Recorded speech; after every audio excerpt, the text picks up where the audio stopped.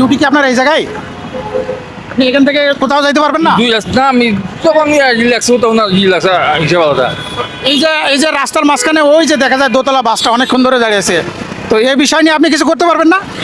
ওদিকে অফিসার আছে, যদি আপনার কথা না শোনে সেক্ষেত্রে আপনি কি করবেন? অফিসার বুঝবে। তো রাস্তায় জ্যাম লেগে গেলে অফিসে বুঝলে তো হবে না, আপনার তো দায়িত্ব আছে একটা। আমি চেষ্টা করতেছি, চেষ্টার বাইরে কোনো কিছু হবে না। চেষ্টা বাইরে কি হবে। এই!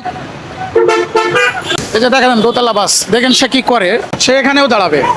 এই যে ভাই, আপনি এতক্ষণ রাস্তায় দাঁড়াচ্ছেন কেন? আপনার তো রাস্তায় ফাঁকা, আপনি যাচ্ছেন না কেন? মহিলা যাত্রী উঠবে তাই বলে আপনি রাস্তায় ক্লিয়ার রাস্তা আপনি আটকে রাখবেন কেন? দোতলা বাস যারা চালায় তারা একটু ব্যাপরীয় হয়, কারণ তারা কারো কথা মানে না, কথা শুনতে চায় না।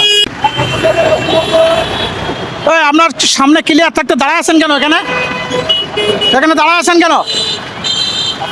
হ্যাঁ, দাঁড়ায় আছেন কেন?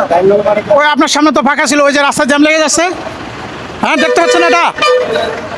আঙ্কেল কিছু বলতেছেন না কেন? আপনি কিছু বলতেছেন না? বলছি আমার দিকে বলতে কি তো অনেকক্ষণ ধরে দাঁড়ায় আছে, আমি দেখলাম। অনেকক্ষণ চলে গেছি। এরকম থাকতে তো জ্যাম লাগবে, এই যে গাড়িগুলো দাঁড়ায় আছে, এটা তো সরাই দিতে হবে।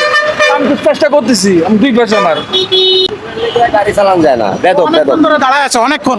বেদব এটির লেগে গাড়ি চালান যায় না। ফাঁকা ছিল, ওর সামনে ফাঁকা।